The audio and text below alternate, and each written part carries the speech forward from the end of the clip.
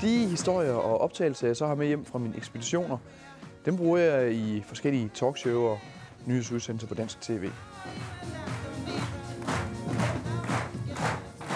Velkommen til. Jo, tak for det. Jeg var enormt imponeret af den måde, du kom ind på scenen på. Ja, det var egentlig også selv.